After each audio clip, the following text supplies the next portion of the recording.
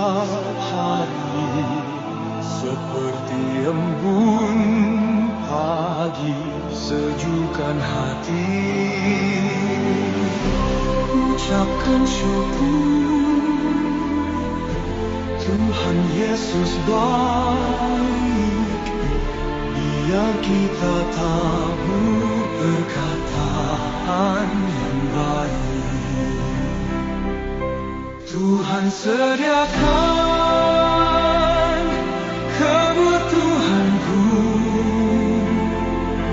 Dia akan cukupkan semua yang ku perlu.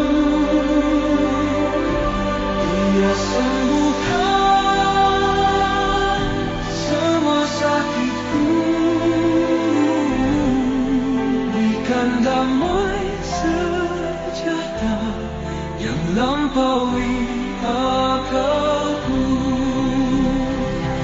Tuhan buka jalan, pimpin semua langkahku. Dia tiang awan dan tiang apiku. Seluruh orang Israel telah terdaftar dalam silsilah, mereka tertulis dalam kitab Raja-Raja Israel, sedang orang Yehuda telah diangkut ke dalam pembuangan ke Babel oleh karena perbuatan mereka yang tidak setia.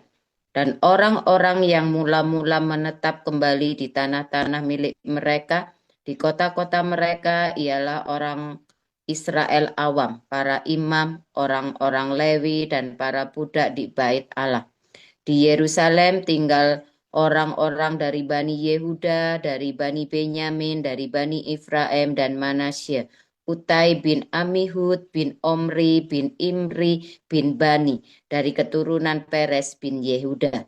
Dan dari orang Shela ialah Asaya, anak yang sulung dengan anak-anaknya. Dari keturunan Sera ialah Yeuel dengan sanak saudaranya, 690 orang. Dari Bani Benyamin ialah Sahu bin Mesulam bin Hodabia bin Hasenua, Yibnea bin Yeroham, Ela bin Usi bin Mikri, dan Mesulam bin Sefaca bin Rehuel bin Yibnia dengan sanak saudara mereka menurut keturunan mereka 956 orang. Semua orang itu adalah kepala puak. Dari para imam ialah Yedaya, Yoyarim, Yakin, Asaria bin Hilkia bin Mesulam bin Sadok bin Merayot bin Ahitub, pemuka rumah Allah. Lalu Adaya bin Yeroham bin Pasihur bin Malkia dan Masai bin Adiel bin Yahsera bin Mesulam bin Mesilemit bin Imer. Dengan sanak saudara mereka kepala-kepala puak 1.760 orang. Orang-orang tangkas untuk menyelenggarakan ibadah di rumah Allah. Dari orang-orang Lewi ialah Semaya bin Hasub bin Asrikam bin Hasabia dari keturunan Merari. Lalu Bakar Heres Galal dan matanya bin Milka bin Sikri bin Asyab, serta Obaja bin Semaya bin Galal bin Yedutun dan Berekia bin Asa bin Elkana yang diam di desa-desa orang Netova. Penunggu-penunggu pintu gerbang ialah Salum, Akub, Talmon, dan Ahiman dengan sanak saudara mereka. Salum ialah kepala sampai sekarang mereka ada di pintu gerbang raja di sebelah timur. Mereka lah penunggu-penunggu pintu gerbang perkemahan Bani Lewi. Salum bin Kore bin Ebiasaf bin Korah dan saudara-saudara sepuaknya, yakni orang-orang Korah, mempunyai tugas jabatan sebagai penjaga-penjaga ambang pintu kemah. Seperti bapak-bapak mereka bertugas di perkemahan Tuhan sebagai penjaga-penjaga pintu masuk. Pinehas bin Eliasar mengepalai mereka sebelumnya. Tuhan kiranya menyertai dia. Zakaria bin Meselemnya adalah penunggu pintu kemah pertemuan. Mereka semuanya yang terpilih menjadi penunggu ambang pintu ada 212 orang. Mereka telah terdaftar dalam silsilah di desa-desa mereka. Daud dan Samuel pelihat itu mengangkat mereka dalam jabatan itu. Mereka dan anak-anak mereka bertugas menjaga pintu-pintu gerbang rumah Tuhan, yakni bait kemah itu. Ke arah 4 mata angin ditempatkan penunggu-penunggu pintu gerbang itu, yakni ke arah timur, barat, utara, dan selatan. Dan saudara-saudara mereka yang tinggal di desa-desa mereka pada waktu-waktu tertentu harus masuk selama 7 hari untuk bekerja bersama-sama mereka. Sedang keempat kepala penunggu pintu gerbang itu memegang jabatan tetap. Mereka adalah orang Lewi dan mengawasi bilik-bilik serta perbendaharaan rumah Tuhan. Mereka bermalam di sekitar rumah Allah, itu sebab mereka bertanggung jawab atas penjagaan dan harus membuka pintu setiap pagi. Sebagian dari mereka mengurus perkakas ibadah. Mereka menghitung perkakas itu pada waktu dimasukkan dan dikeluarkan. Sebagian dari mereka ditugaskan mengurus perabotan, yakni segala perabotan tempat kudus dan mengurus tepung yang baik, yang terbaik, anggur, minyak, kemenyan, dan rempah-rempah. Sedangkan beberapa orang imam menyediakan campuran rempah-rempah. Matica, salah seorang Lewi, anak sulung Salum. Orang Korah itu mendapat tugas tetap untuk mengolah roti. Dan sebagian dari anak-anak Kehat, yakni dari sanak saudara mereka, mengurus roti sajian untuk disediakan setiap hari Sabat.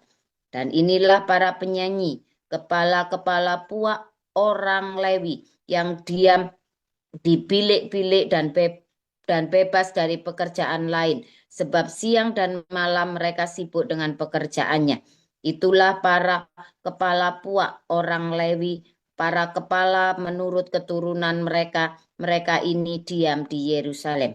Di Gibeon diam bapa Gibeon yakni Yeiel, dan nama istrinya ialah Ma'aka.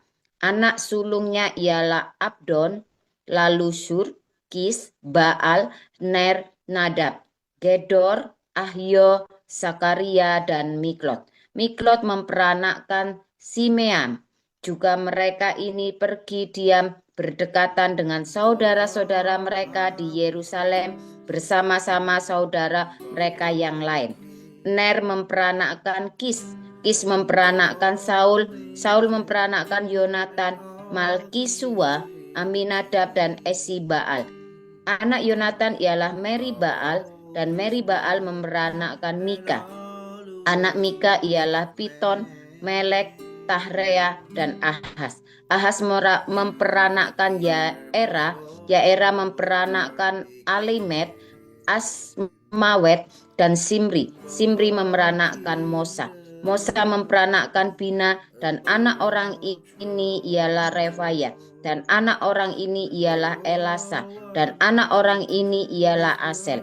Asel mempunyai 6 orang anak, dan inilah nama-nama mereka: Asrikam, Bokru, Ismail, Searia, Obaja, dan Hanan. Itulah anak-anak Asel. Demikianlah firman Tuhan. Janganlah engkau keras terhadap orang yang tua, melainkan tegurlah dia sebagai bapa. Tegurlah orang-orang muda sebagai saudaramu, perempuan-perempuan tua sebagai ibu, dan perempuan-perempuan muda sebagai adikmu dengan penuh kemurnian. Hormatilah janda-janda yang benar-benar janda. Tetapi jikalau seorang janda mempunyai anak atau cucu, hendaknya mereka itu benar-benar pertama-tama belajar berbakti kepada kaum keluarganya sendiri dan membalas budi orang tua dan nenek mereka, karena itulah yang berkenan kepada Allah. Sedangkan seorang janda yang benar-benar janda, yang ditinggalkan seorang diri, menaruh harapannya kepada Allah dan bertekun dalam permohonan dan doa siang malam. Tetapi seorang janda yang hidup mewah dan berlebih-lebihan, ia sudah mati selagi hidup. Peringatkanlah hal-hal ini juga kepada janda-janda itu, agar mereka hidup dengan tidak bercela. Tetapi Jika ada seorang yang tidak memeliharakan sanak saudaranya, apalagi seisi rumahnya, orang itu murtad dan lebih buruk dari orang yang tidak beriman. Yang didaftarkan sebagai janda hanyalah mereka yang tidak kurang dari 60 tahun, yang hanya satu kali bersuami, dan yang terbukti telah melakukan pekerjaan yang baik, seperti mengasuh anak, memberi tumpangan, membasuh kaki saudara-saudara seiman, menolong orang yang hidup dalam kesesakan, pendeknya mereka yang telah menggunakan segala kesempatan untuk berbuat baik. Tolaklah pendaftaran janda-janda yang lebih muda, karena apabila mereka sekali digairahkan oleh keberahian yang menceraikan mereka dari Kristus, mereka itu ingin kawin, dan dengan memungkiri kesetiaan mereka yang semula kepadanya, mereka mendatangkan hukuman atas dirinya. Lagi pula, dengan keluar masuk rumah orang, mereka membiasakan diri bermalas-malas, dan bukan hanya bermalas-malas saja, tetapi juga meleter dan mencampuri soal orang lain dan mengatakan hal-hal yang tidak pantas. Karena itu aku hanya supaya janda-janda yang muda kawin lagi, beroleh anak, memimpin rumah tangganya, dan jangan memberi alasan kepada lawan untuk memburuk-burukkan nama kita. Karena beberapa janda telah tersesat mengikut iblis. Jika seorang laki-laki atau perempuan yang percaya mempunyai anggota keluarga yang janda, hendaklah ia membantu mereka, sehingga mereka jangan menjadi beban bagi jemaat. Dengan demikian jemaat dapat membantu mereka yang benar-benar janda. Penatua-penatua yang baik, pimpinannya patut dihormati 2 kali lipat, terutama mereka yang dengan jerih payah berkhotbah dan mengajar. Bukankah kitab suci berkata, janganlah engkau memberangus mulut lembu yang sedang mengirik, dan lagi, seorang pekerja patut mendapat upahnya. Janganlah engkau menerima tuduhan atas seorang penatua, kecuali kalau didukung 2 atau 3 orang saksi. Mereka yang berbuat dosa, hendaklah kau tegur di depan semua orang, agar yang lain itu pun takut. Di hadapan Allah dan Kristus Yesus dan malaikat-malaikat pilihannya, kupesankan dengan sungguh kepadamu, camkanlah petunjuk ini tanpa prasangka, dan bertindaklah dalam segala sesuatu tanpa memihak. Janganlah engkau terburu-buru menumpangkan tangan atas seseorang, dan janganlah terbawa-bawa ke dalam dosa orang lain. Jagalah kemurnian dirimu. Janganlah lagi minum air saja, melainkan tambahkanlah anggur sedikit, berhubung pencernaanmu terganggu dan tubuhmu sering lemah. Dosa beberapa orang mencolok seakan-akan mendahului mereka ke pengadilan, tetapi dosa beberapa orang lagi baru menjadi nyata kemudian. Demikian pun perbuatan baik itu segera nyata, dan kalau tidak demikian, ia tidak dapat terus tinggal tersembunyi. Demikian firman Tuhan. Bolehkah pendeta kaya? Boleh. Ya. Bolehkah pendeta hidup dari donasi? Boleh, saudara. Bolehkah pendeta sambil bekerja di sekuler? Boleh. Ada banyak sekali ya teman-teman saya pendeta dengan idealisme, saya tidak mau minta-minta. Oh bagus. Bagaimana ada lagi yang bilang, oh saya prinsip, pokoknya semua dengan alasan saya sendiri. Boleh saudara ya. Kalau saya tidak seideal itu, saya ya biasa saja. Lalu kenapa saya tidak bekerja? Karena saya sudah janji sama Tuhan tidak bekerja sekuler. Saya akan hidup hanya dari Injil. Oh baik, wah hebat. Oh enggak juga, biasa saudara ya. Biasa, hebat juga enggak, keren juga enggak, biasa. Mengapa? Ya semua ada konsekuensi. Nah balik lagi ya pendeta Pak, namanya pendeta kok kerja sekuler ya, kenapa? Kalau daripada pendeta terus malakin kamu, ya kan? Yang jadi pertanyaan, pendeta enggak kerja bisa punya pesawat jet pribadi kan? Ini kan pertanyaan ya, hebat Pak. Ya nggak salah nggak? Ya nggak salah, boleh saja saudara ya, boleh saja ya. Orang-orang Lewi di zaman para imam itu kaya raya loh saudara ya. Mereka juga ada yang bekerja ya, karena orang Lewi ini punya ladang peternakan di setiap daerah suku-suku Israel, selalu ada orang Lewinya. ya. Dan mereka punya profesi kemarin ya, yang beberapa hari yang lalu kan, mereka profesinya sebagai penyanyi, bayangin jadi artis. Zaman itu tuh yang namanya penyanyi itu ya nyanyi di bait suci, saudara. Yang namanya artis itu yang mereka itu ya, Bani apa namanya, Bani Asaf, Yedutun, apalagi mah, Bani Korah, kan? Itu penyanyi itu artis, saudara. Jangan bilang nggak, itu macam Beliar Kauntu, ya, macam Sidney Mohede, macam Frankie Siombing dan seterusnya ya, nama-nama artis rohani itu. Mereka tuh hebat, coba kenal ya. Wah, mereka tuh keren tuh zaman itu.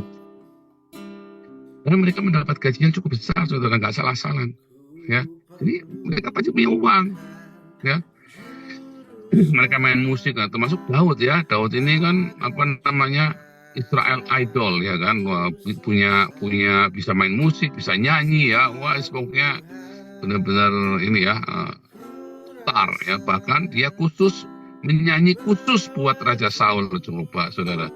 Kalau kamu suruh khusus nyanyi buat Prabowo, setiap Prabowo lagi sedih kamu nyanyi, saudara. Keren kan, saudara ya? Kalau Marcel tadi Prabowo nyanyi, Prabowo lagi sedih, suruh nyanyi khusus oleh Marcel. Wah, nggak bisa, saudara. Ya kan, nanti malah repot, nanti urusannya panjang. Itu memang berarti hebat, pilihan, saudara ya. Itu pilihan. Bahwa penyanyi-penyanyi ini memang digaji khusus, dan mereka hebat sekali, saudara. Profesional sekali. Seperti Daud ini profesional sekali, saudara. Ya, Daud ini orang yang berbakat ya. Orang yang berbakat. Daud ini pendendam ya, saudara. Kalau ngamatin di dalam kelas apostolik, ya kan, kita kan bikin mapping psikologi. Anda lihat Daud itu seorang pendendam, ya, dia melankolis, ya kan, dia melankolis, dia pendendam. Waktu dia mau mati dia titip pesan, itu si Yoab dibunuh, si ini dibunuh, itu dibunuh, suruh begitu ya, saudara. Ya. Wah, anda masuk ini ceritanya lain, konteksnya beda. Saya lagi cerita bahwa dia tahu orang-orang ini ya, dia tahu orang-orang yang nggak pantas hidup, dia tahu gitu loh. Dia nasihatin anaknya, dia ingat setelah memori. Tapi kita nggak cerita itu, kita lagi cerita tentang orang-orang yang melayani Tuhan, saudara ya. Orang-orang yang melayani Tuhan ini kemudian dibikin sebuah organisasi ya, di dalam kelompok-kelompok masing-masing, dan mereka semua ada yang menjadi imam bagi keluarga ya. Jadi ada keluarga-keluarga yang menunjuk imam tertentu ya. Terus ada keluarga-keluarga, ada sebuah kelompok tertentu, itu kayak gereja, persekutuan rumah tangga begitu ya. Lalu undang pendeta. Itu tuh budaya itu tuh tipikal banget sosiologi, antropologi orang beragama. Ya, itu tipikal banget seperti itu dari zaman dulu sampai dengan hari ini hampir sama ya, pola sosial seperti itu. Ya tentu saja mereka akan hidup bagian dari jemaat ya, saudara ya. Cuman ada hal yang lebih penting daripada sekedar ngomong tentang gaji, saudara, daripada tentang masalah uang ya. Sebab kata pendeta atau orang Lewi ini adalah orang-orang yang mengajar. Mereka adalah guru-guru. Kalau di zaman yang lama itu sebut nabi-nabi, imam-imam. Kalau zaman Ezra Nehemia disebut para rabai, para guru. Sampai dengan hari ini mereka disebut para pengajar. Yesus berkata kepada Nikodemus, kamu ini pengajar Israel. Kamu ini pengajar Israel. Ya, pengajar ya. Artinya apa? Guru bangsa. Karena Nikodemus ini anggota Sanhedrin, saudara ya. Sama Yusuf Arimatea, Gamaliel, Paulus, itu dulu anggota Sanhedrin semua tuh ya. Itu semua anggota Sanhedrin, saudara ya. Nah, kamu ini pengajar Israel. Kamu nggak mengerti yang beginian. Ya, saudara ya. Nah, saudara, seorang pendeta itu adalah seorang pengajar. Tidak mungkin pendeta itu bukan pengajar, tidak boleh. Walaupun dia nyanyi, saudara. Dia adalah pengajar. Nyanyiannya adalah sebuah nyanyian pengajaran. Ya. Nah, banyak orang menyepelekan ketika dia melayani, ya, dia berpikir aku kan cuma nyanyi. Enggak, saudara, nggak bisa, saudara. Ketika kamu nyanyi, kamu lagi ngajar. Orang nyanyi sama dengan orang khotbah. Saya khotbah, ngutip ayat, quote ini, quote itu. Orang nyanyi juga sama, ngasih lagu ini, lagu itu. Kamu lagi ngajar. Ya, orang nyanyi juga sama ya. Orang nyanyi juga mengajar melalui nyanyiannya dia. Kalau kamu tidak mengerti, kamu nyanyi, kamu ngajar, berarti ada yang salah dengan kamu.